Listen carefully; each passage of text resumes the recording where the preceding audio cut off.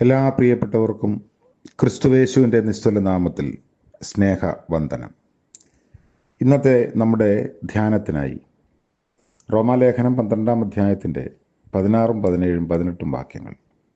റോമാലേഖനം 12-ാം അധ്യായം 16 മുതൽ 18 വരെ. തമ്മിൽ ഐക്യമത്യമുള്ളവരായി വലിപ്പം ഭാവിക്കാതെ എളിയവരോട് ചേർന്ന് കൊള്ളുവീൻ. നിങ്ങളെ തന്നെ ബുദ്ധിമാന്മാർ എന്ന് വിചാരിക്കരുത്. ആർക്കും തിന്മയ്ക്ക് പകരം തിന്മ ചെയ്യാതെ സകല മനുഷ്യരുടെയും മുൻപിൽ യോഗ്യമായത് മുൻകരുതി കഴിയുമെങ്കിൽ നിങ്ങളാലാവോളം സകല മനുഷ്യരോടും സമാധാനമായിരിപ്പിൻ.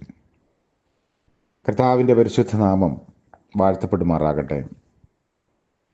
നോമ്പിൻ്റെ നാളുകളിൽ നമ്മുടെ ചിന്തകളെ അല്ലെങ്കിൽ ചിന്താസരണികളെ നയിക്കുന്ന വേദഭാഗങ്ങളാണ് നമ്മൾ ധ്യാനിക്കുന്നത്. ആയിരിക്കുന്ന സാഹചര്യങ്ങളുടെ സമാധാന സംരക്ഷകരാകാൻ വിശുദ്ധ പൗലോസ് റോമാസഭയെ ഉപദേശിക്കുന്നു. കഷ്ടതയുടെ വഴികളും അവിടെ കൈമുതലാകേണ്ട സഹിഷ്ണുതയും പ്രാർത്ഥനാ ജീവിതവും പൗലോസ് വിശദീകരിക്കുന്നു. മനുഷ്യ ജീവിതത്തിൻ്റെ ഭാഗം തന്നെയാണ് കഷ്ടത.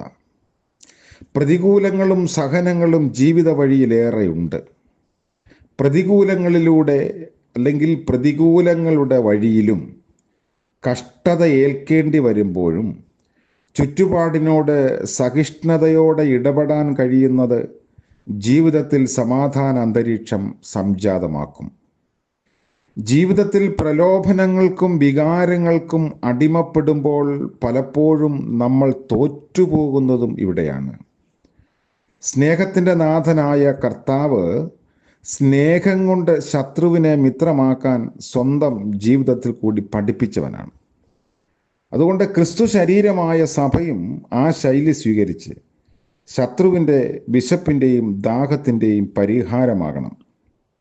ആത്മാർത്ഥ സ്നേഹം വലിയ ആയുധം തന്നെയാണ്.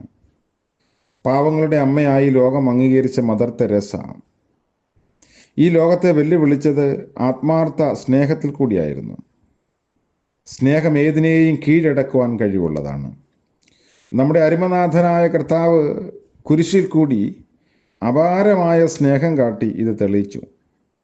സ്നേഹം എവിടെ വിതറപ്പെടുന്നുവോ അത് സമാധാനത്തിൻ്റെ അന്തരീക്ഷമാണ് സമ്മാനിക്കുന്നത്. മാർട്ടിൻ ലൂതർ കിങ് ജൂനിയർ ഇങ്ങനെ പറഞ്ഞു, darkness cannot drive out darkness, only light can do that. Hate cannot drive out hate, only love can do that. നമ്മൾ ലോകത്തിൻ്റെ വെളിച്ചമാകയാൽ നമ്മിൽ കൂടി പകരപ്പെടുന്ന പ്രകാശം ലോകത്തിൽ സ്നേഹവും സമാധാനവും വളർത്തുന്നതിന് ഇടയാക്കും. മറ്റൊരു ചിന്ത, നന്മയാൽ തിന്മയെ ജയിക്കുക. ജീവിതത്തിൻ്റെ വിജയവഴി പൗലോസ് വിശദീകരിക്കുന്നു. തിന്മയോട് തോൽക്കാതെ നന്മയാൽ തിന്മയെ ജയിക്കുക. തിന്മയെ തിന്മ കൊണ്ട് നേരിടുന്നത് ക്രിസ്തീയ ശൈലിയല്ല. അതിൽ വിജയമില്ല. ശത്രുവിനെ സ്നേഹിക്കാൻ പഠിപ്പിച്ചവൻ്റെ അനുയായികൾ വാളിൻ്റെ വഴി തിരഞ്ഞെടുക്കുന്നത് നാശകരമാണെന്ന് അവനെ കാണിച്ചു കൊടുത്ത രാത്രിയിലും അവൻ പഠിപ്പിക്കാൻ ശ്രമിച്ചു. മനുഷ്യ ജീവിതത്തിൽ മറ്റുള്ളവരിലേക്ക് പകരപ്പെടേണ്ട നന്മയുടെ സ്നേഹത്തിൻ്റെ ചാലുകൾ വരണ്ടുപോകരുതെന്ന് യേശുക്രിസ്തു ഏറെ ആഗ്രഹിച്ചിരുന്നു. നന്മയുള്ളവരാകുക, അതുമാത്രമാണ് ജീവിത വിജയത്തിന് ആധാരം. എന്നാൽ പലപ്പോഴും നമ്മിൽ നിന്നും നാം പോലും അറിയാതെ നന്മയുടെ നൈർമല്യം നഷ്ടമാകുന്നുവെന്ന് തുറന്ന മനസ്സോടെ ഈ ദിവസങ്ങളിൽ നമ്മൾ അംഗീകരിക്കണം. മഹാത്മാഗാന്ധി ഇങ്ങനെ പറഞ്ഞു, always aim at complete harmony of thought and word and deed. Always aim at purifying your thoughts and everything will be well. ഈ നോമ്പ് നാളുകൾ നമ്മുടെ ആന്തരികമായ ശുദ്ധീകരണത്തിനും നല്ല മനസ്സോടെ സ്നേഹത്തിൻ്റെ കണ്ണുകളോടെ സഹോദരങ്ങളെ കാണാനും ഇടയാക്കണം. ഈ ലോകയാത്രയിൽ തിന്മയുടെ ശക്തികളെ വെല്ലുവിളികൾ ഉണ്ടാക്കുമ്പോൾ തിന്മ കൊണ്ടവയെ നേരിടാതെ നമ്മുടെ കർത്താവ് കാട്ടിയ നിസ്വാർത്ഥ സ്നേഹത്തിൻ്റെ വാഹകരാകാൻ നമുക്ക് കഴിയട്ടെ.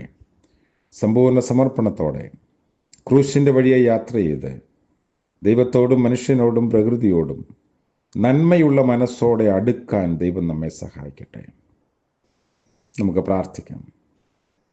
സ്നേഹവാനായ വാഴ്ത്തപ്പെട്ട കർത്താവെ, സ്വർഗീയ പിതാവെ, അനുഗ്രഹീതമായ പുതിയ ദിനത്തിനായി നന്ദിയോടെ സ്തോത്രം.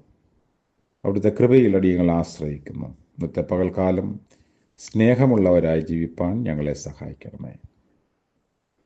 തിന്മയ്ക്ക് പകരം തിന്മ ചെയ്യാതെ നന്മ കൊണ്ട് തിന്മയെ കീഴടക്കാനുള്ള ബലം നൽകണമെന്ന് പ്രാർത്ഥിക്കുന്നു. ഇന്ന് ജന്മദിനം ആഘോഷിക്കുന്നവരെയും വിവാഹ വാർഷികം ആഘോഷിക്കുന്നവരെയും എല്ലാം ഓർത്ത് പ്രാർത്ഥിക്കുന്നു. അനുഗ്രഹീതമായ പുതിയ വർഷത്തിൽ ദൈവത്തോട് കൂടെ ജീവിപ്പാൻ, സഞ്ചരിപ്പാൻ എല്ലാവരെയും സഹായിക്കണമേ. യേശു മശിഹ മൂലം പ്രാർത്ഥന ദയവോടെ കേൾക്കുമാറാകണമേ. ആമേൻ.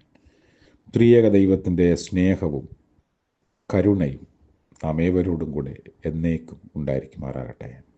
ആമേൻ.